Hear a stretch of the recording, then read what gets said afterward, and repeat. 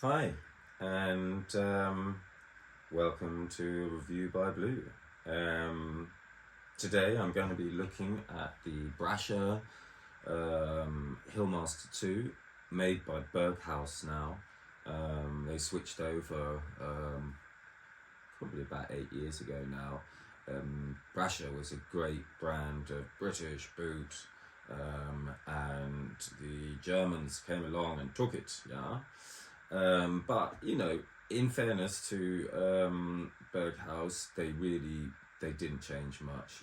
In fact, they said, you know what, we're going to give you Vibram, and before that, if you had a pair of brushes, you didn't get that. So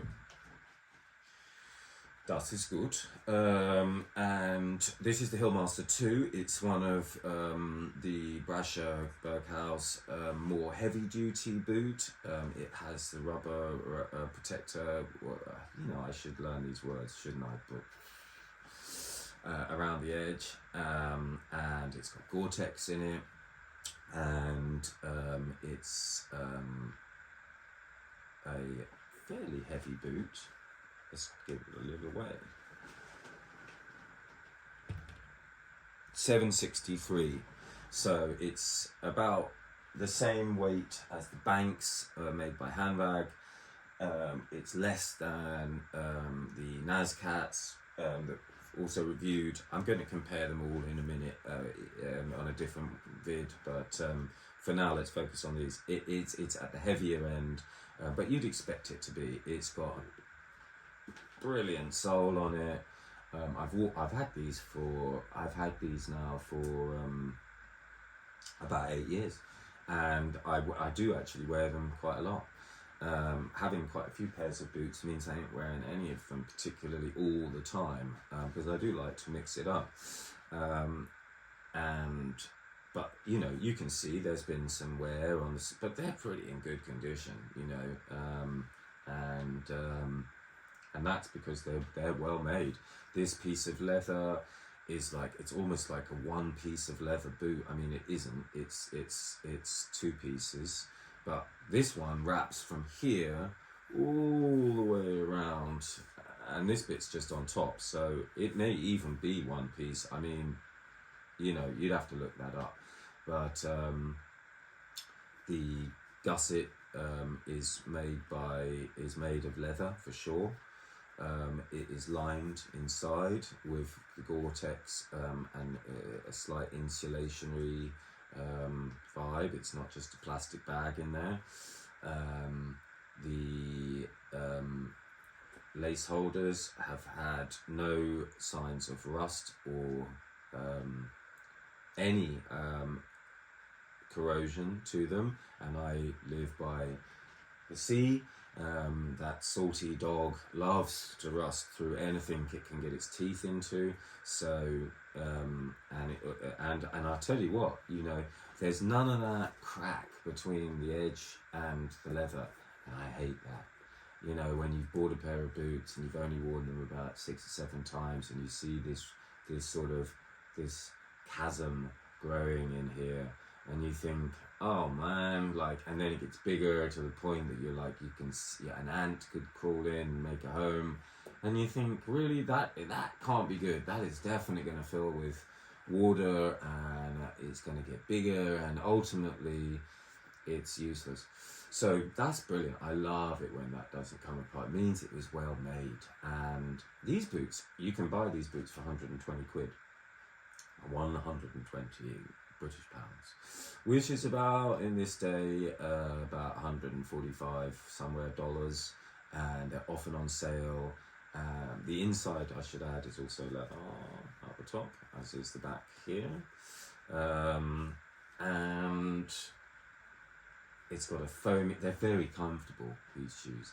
Of all these boots here that I'm reviewing, I've had these the longest, and I come back to and they're just, they're very comfortable, and they're very effective. They're very easy to clean.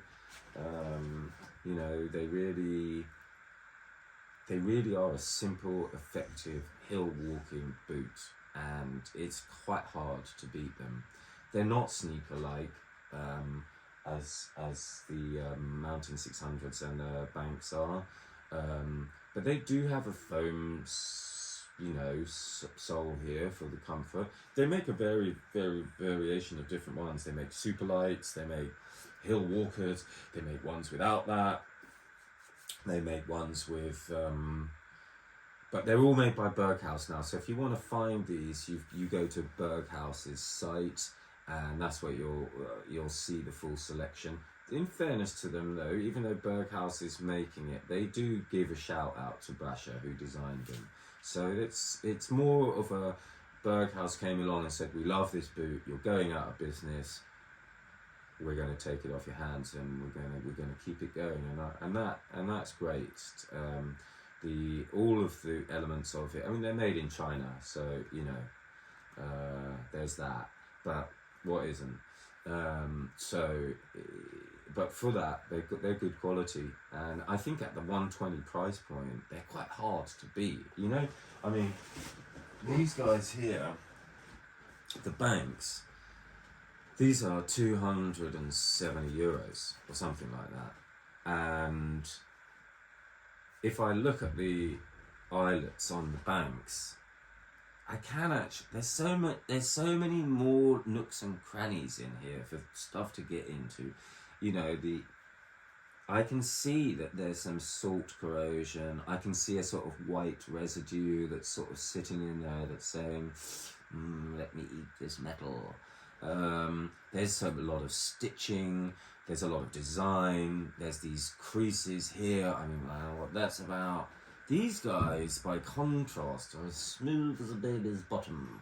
They're just, that's classic. And it's saying, and there's none of that white stuff on here. And I've used these way more. It's almost hard to believe that I've used them as much as I've used them. But, so in terms of stuff to go wrong, this is definitely a more simple thing. The lining looks identical. I'd say comfort-wise, weight-wise. So what was this? This was these guys were coming in at 760, and Banks, which is double the money, 736. It's a tiny bit lighter, but really, a fly's fart of a difference. Honestly, I like these. They look great. They're pretty cool, and they have a lot to say for them. But for 120 quid, and I believe you could probably find a pair of these on sale for like 105. I gotta go with these, really. I would say, if you want a good, solid walking boot that is waterproof. Let's just check out these gussets, because, that's a little bit lower, but not much. Half a centimetre. You might have dry feet in these, you might. They've definitely passed the rain test for me on the insides. Again, the waterproof lining of the Banks is definitely coming up about a centimetre to half an inch, whatever your flavour. 3/4 of an inch more than this guy, but I think for most people's walking in grassy, hilly, rocky, all sorts, for all terrain, for the money, these guys are great. And even not for the money, if you said to me these cost 100 and something quid and these cost 260, what's in it? What's the diff? These guys have gone to a lot more effort to do a lot more stitching, but did they need to? But they've made something that looks like a sneaker. It looks like a high-top sneaker. This definitely looks like, you're going to go and meet some sheep.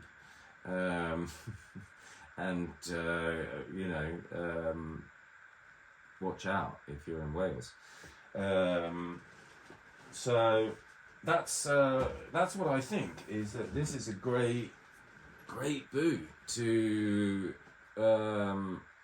own and to use and to get involved with, and I love them. And it's hard to know. I did point out on one of the others that the toe got chipped on a rocky climb. I was climbing up Idris, which is a mountain near us, and yeah, just scuffed on one of the tops of a stone, and boom, it's taken off the top layer of the thing. It's going to happen. It's wear and tear, and that's fine. You know, you should be cleaning and waxing these bad boys up anyway if they're leather after walks. No bones on my side, but obviously if it had the rubber protection of the NASCATs, then this wouldn't have happened. But hey, you know what? I mean, then this can get scuffed. I mean, everything can get scuffed. So, but I really do recommend the Brashers, and that's my take on this boot. So I'm going to do a video now just to put them all together for those who maybe are just looking for a comparison. I mean, I've pretty much done it individually, but it doesn't hurt, does it, to rock out a double.